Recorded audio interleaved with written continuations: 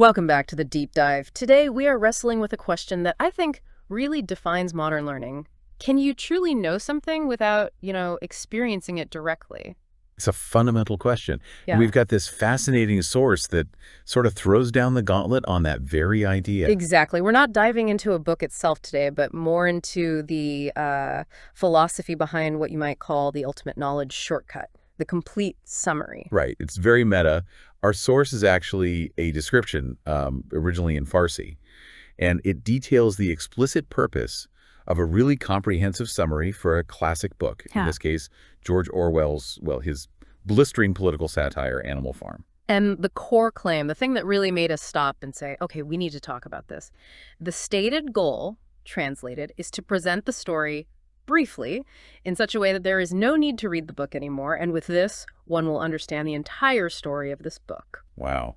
That phrase, no need to read the book anymore, that's not just a summary description, is it? It's like a declaration of victory over the original work. And it raises this really profound question about efficiency. When we deliberately choose speed, when we prioritize getting the dense information quickly, what are we implicitly agreeing to lose? What about the context, the literary style, the emotional connection? Yeah, the immersion.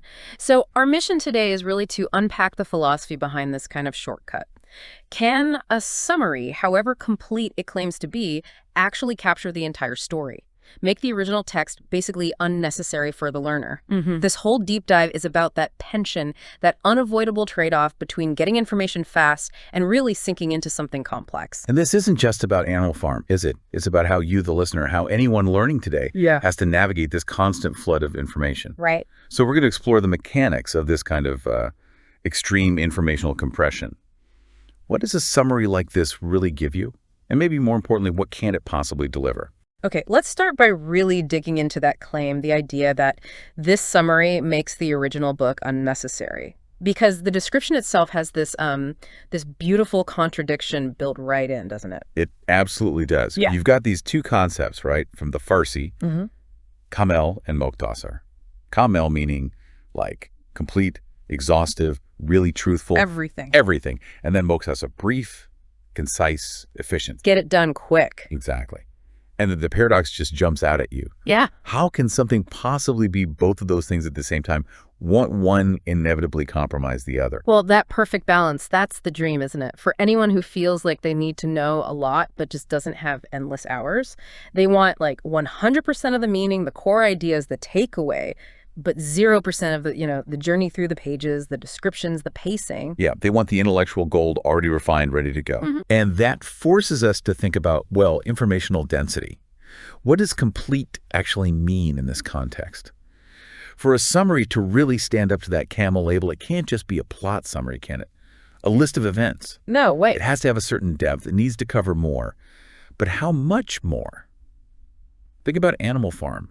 For a summary to be complete, does that mean it has to include the themes, unpack the allegory, talk about the historical context with, the Russian Revolution parallels? What about the character arcs? Right. If the summary just says, Napoleon was the bad pig, he kicked out Snowball. Okay, that's brief. Moktasar, sure. But it's totally incomplete, isn't it? Especially for something like satire. You've missed the whole point of why Orwell wrote it, the craft involved. Precisely. You've missed the mechanism.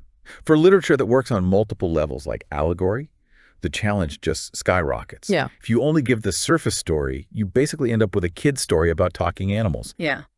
To be truly complete, the summary have to deliver more than the plot. It also has to deliver the critical reading of the text alongside it. Okay, so let's zoom in on that replacement guarantee bit.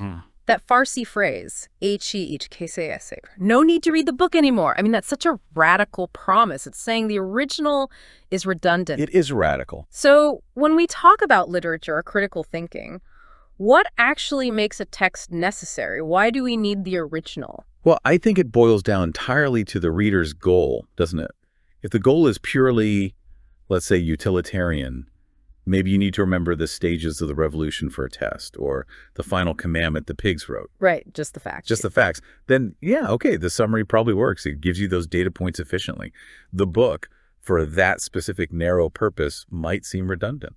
But the necessity of reading a literary work, it goes so much deeper than just getting facts, right? Absolutely. It's about the style, the author's unique voice, the rhythm of the sentences, the way tension builds slowly, the irony that drips off the page. A summary just can't replicate that feeling, can it? That creeping dread you get reading Animal Farm. The slow, awful realization of how the pigs are twisting everything. Orwell builds that page by page. That artistic dimension, that's arguably essential to the book's power, its ability to persuade and warn. Yeah. So, okay, if the learner's goal is just, say, passing an intro quiz or getting that surface-level familiarity, just checking the box, yep, know about Animal Farm, then fine. The summary is super efficient. It serves that quick utilitarian need perfectly. But the second your goal shifts, Yeah. if you want to actually engage critically, appreciate the artistry, understand how propaganda works, not just that it works, or, really internalize that warning about political betrayal, then the claim that the book is redundant, it just completely falls apart. We're basically trading, wisdom for data points. That's a good way to put it. And that brings us to the scope of understanding the entire story. That phrase, ADHC, this promise has to grapple with the specific nature of Animal Farm. It's not just a story. It's a detailed, point-by-point satirical allegory of the Soviet Union under Stalin. Right. So the entire story isn't just the sequence of events, the rebellion, building the windmill, the executions. Yeah. The real story, the entire story, is that deep, tragic connection between what happens on the farm and the real-world history it mirrors. It's the political message encoded in the narrative. Exactly. If the summary just boils it down to plot points, you lose the critical why. You know what happened, but the crucial question Orwell explores is, how did this revolution betray itself? How did the pigs become indistinguishable from the humans? The process is the point. The process is the point. The way Orwell demonstrates the transformation is the message. So for this summary to actually deliver on being complete, it can't just report the plot. It has to be like a sophisticated piece of political and historical analysis itself, just disguised as a quick summary. It really does. The summarizer has to become the authoritative interpreter. They're not just telling you what happened. They're telling you what it means in its specific historical context. Which puts enormous pressure on the summarizer. Huge pressure. And it offers a massive shortcut to the learner, a really tempting one. Yeah, you're essentially outsourcing the hardest part, the thinking, the interpretation. Precisely. Okay, so we see the challenge, the massive pressure on whoever writes this complete summary. Now let's flip it. Why would someone, a curious person, but definitely short on time, like probably most of our listeners, actively seek out this kind of extreme summary? Well, it comes down to what you call the time efficiency mandate, doesn't it? That's just the reality we live in. The modern world kind of demands this incredible breadth of knowledge. Yeah, you feel like you should know something about everything. Exactly. And it's almost impossible to get that breadth by doing a deep dive into every single original source. Time is the ultimate bottleneck. It's the scarcest resource in learning. There's just this constant pressure, isn't there? Professionally, academically, even just like socially. You need to be able to chat about Marxism, Animal Farm, the latest AI breakthrough, maybe all in the same conversation. So the complete summary becomes this kind of essential background knowledge tool, like intellectual infrastructure. It gives you the lay of the land, as you put it, before you commit, say, 20 hours to reading a really dense book. You want a quick, efficient way to know if it's even relevant to what you need. Right. Is it worth the investment? Precisely. The summary lets you build context rapidly. It lets you triage information. Okay, this is useful. This isn't. I need to know more about that bit. This high-yield knowledge extraction. Really vital when you're constantly juggling different topics or projects. And that speed directly tackles the feeling of information overload too, right? When you literally have access to almost everything ever written. The key skill isn't finding information, it's filtering it. Processing the signal, ignoring the noise. Absolutely. The complete summary drastically cuts down the cognitive load. Yep. Think about it. Yeah. Instead of you, the reader, having to wade through the author's style, figure out the structure, wrestle with ambiguous parts. Yeah, do the heavy lifting. You get the insights pre-digested, filtered, synthesized, the interpretive work. Someone else did it for you. And for something like an allegory, wow, that's super appealing. The summary basically hands you the decoder ring, the answer key to the whole political code. You skip the hard work of figuring out who represents what and jump straight to Boxer is the proletariat, Snowball is Trotsky, Napoleon is Stalin. Done. And that functional value, that efficiency, Mm. is exactly where we need to pause and ask that really critical question. Does this shortcut promote actual knowledge? Mm-hmm. Transfer the ability to take these ideas and apply them elsewhere, maybe recognize similar patterns today? Or does it just lead to really good fact retention? Yeah. Knowing the names, the plot points, who got kicked out. I suspect we often mix those two up. We think knowing the facts is understanding. But if you haven't struggled through the story yourself, if you haven't watched Squealer twist logic into pretzels, Right. if you haven't seen the commandments on the barn wall subtly change, you might know intellectually the propaganda was used, but do you really understand how insidious it is? How it works on a psychological level? You know the fact, maybe, but not the mechanism. You haven't felt it. And that brings us right back to the power dynamics. Who gets to decide what the story means? When you rely on a summary claiming to give the entire story, you are, by definition, accepting the summarizer's judgment calls. Their interpretation becomes your understanding. Exactly. What they decided was important thematically, what mattered politically, what was just, filler. You inherit all of that. Okay, but let me push back a bit here, play devil's advocate. Isn't that sometimes necessary? Think about, say, a scientist who needs a quick grasp of historical context for World War II, or a historian needing the core arguments of a foundational economics text they won't have time to read fully. In those cases, isn't a pre-filtered, interpreted summary actually incredibly valuable? A necessary trade-off, getting the context in an hour versus 2 weeks. That's a really important point and absolutely valid. For gaining broad context, for understanding adjacent fields quickly, summaries are indispensable. They act as scaffolding, right? They provide the basic structure so you can build on top of it more efficiently. Okay. The danger zone, though, is when the original text itself is fundamentally interpretive, or it's foundational to developing critical thinking skills, which is precisely the case with a book like Animal Farm. Right. The moment the summary says, like ours does, you will understand the entire story. Yes. It's not just building scaffolding anymore. It's basically designing the whole building for you. The summarizer becomes the architect, not just the helper. That's it exactly. Our source guarantees comprehension. One will understand the entire story. That understanding is completely engineered by the person who wrote the summary. The learner is outsourcing the very act of interpretation. And especially with political literature, that act is the bedrock of independent critical thought. So the utility for speed is huge, no question. Immense. But the cost is you're accepting someone else's map of the ideas, already drawn, secondhand. So, okay, the utility is clear, especially for someone strapped for time. But now we have to confront the gaps. The things that inevitably get lost when speed and brevity trump nuance. Even the best, most complete camel summary runs into fundamental limits because of that compression. For me, the thing that feels most significant, almost chilling, is losing the author's voice. With a masterpiece like Animal Farm, the tone isn't just decoration, right? It's how the message lands. It is part of the message. Absolutely. How does a summary possibly convey Orwell's, devastatingly flat irony, or his biting sarcasm, or that slow creeping tension as the animals realize they've been had? It can't. Not really. There's a huge difference between a summary saying maybe or well-employed irony to critique totalitarian regimes. Which is a factual statement. It's a fact about the book.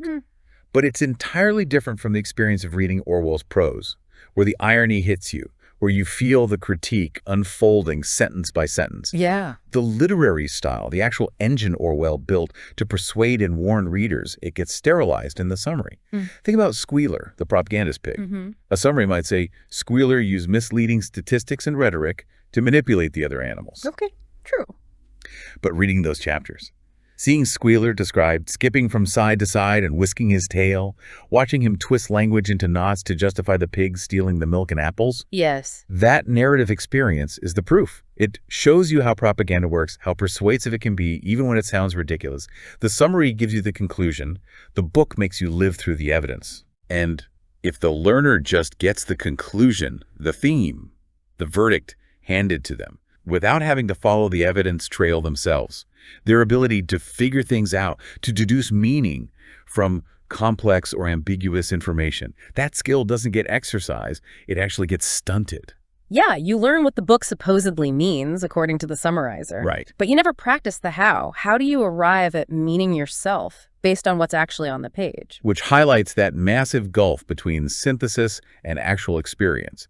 It's the difference between knowing the facts about what happened in the story and truly internalizing the themes, the warnings, because you've lived through them vicariously in the narrative. Let's take the most gut-wrenching moment in the book. Boxer. Oh, Oxer, yes. The loyal horse, totally dedicated, represents the exploited working class, right? He works himself nearly to death. Always saying, I will work harder. Exactly. And when he finally collapses, the pigs, they don't send him to a vet. They sell him to the knacker, the horse slaughterer. To get money for whiskey. Right. And then Squealer comes out and gives this incredibly moving speech about how Boxer died peacefully in the hospital praising Napoleon. It's just horrifying. It's the ultimate betrayal. It crystallizes everything the revolution has become. Okay, so how does the complete summary handle that? Well, it will state the fact. Boxer, the loyal horse, was sold to the knacker by the pigs after collapsing, highlighting the regime's hypocrisy. Gets the plot point across. It conveys the fact of the betrayal, yes. But does reading that sentence carry the same crushing emotional weight? Does the warning hit you with the same force if you haven't journeyed with Boxer, admired his loyalty, and then felt that raw shock and disgust at his disposal? I think we all know the answer is no. We learn moral lessons, we internalize warnings through feeling, through emotional connection, not just through bullet points. The summary promises understanding of the story, the plot, but it completely misses the understanding of the book as this powerful piece of commentary, as an experience that stays with you. You're essentially reading a very efficient report about the horror instead of experiencing the horror simulated through art. Yeah. And that leads us straight to what might be the most concerning consequence, especially for someone trying to learn diligently, the paradox of source dependency. Right. If the summary is so good, so complete, that it really does make the original feel unnecessary, then the person relying only on that summary, they are now 100% dependent on the quality, the neutrality, the basic honesty of that single secondary source. It's a massive intellectual vulnerability. Yeah. Especially, again, the texts like Animal Farm that are politically charged, full of interpretation. Imagine the summarizer has their own strong political leanings. Maybe they're deeply sympathetic to revolutionary ideals, or maybe they're profoundly skeptical of any collectivism. Yeah. How they interpret key moments was Snowball genuinely a good leader initially? How much tragedy versus inevitability is there in the pig's takeover? Those interpretations will be baked right into the complete story they present. And the learner who skipped the original, they have zero basis to question it, no way to spot the bias, let alone challenge it. They don't have the raw material, the original text, to compare it against. Precisely. The summary, which was supposed to be a helpful secondary guide, effectively becomes the primary text for that learner. It's the ultimate authority. And that fundamentally undermines the whole point of intellectual exploration, doesn't it? The core skill we want to develop is the ability to go back to the source, to question interpretations, to analyze the analysis, to form your own informed perspective. The minute you fully outsource the interpretation, you give up the ability to think critically about the interpretation itself. Exactly. The summary gives you processed knowledge, tidy conclusions. But it cannot, by its very definition, give you the wisdom that comes from grappling with the messy, complex original yourself. It tells you where the map says the treasure is, but it doesn't teach you how to read the terrain or dig for yourself. Well put. Hashtag outro. So wrapping this up, we started with this really bold claim from a summary description, the idea of a complete summary. And we've treated it not just as a description, but as a kind of profound statement about how we try to get knowledge today in this super fast-paced world. We definitely see the appeal, the huge utility for anyone short on time. Getting that quick context, that lay of the land, it's almost essential sometimes for managing information overload. Absolutely. We've established summaries are vital tools. They're the scaffolding we often need to build broader understanding. But we've also hammered home the inherent trade-off. Speed costs nuance.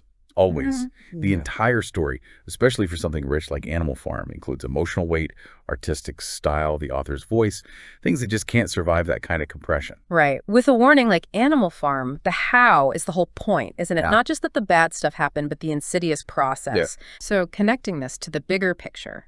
Summaries are fantastic maps for intellectual journeys. They help us navigate unfamiliar areas.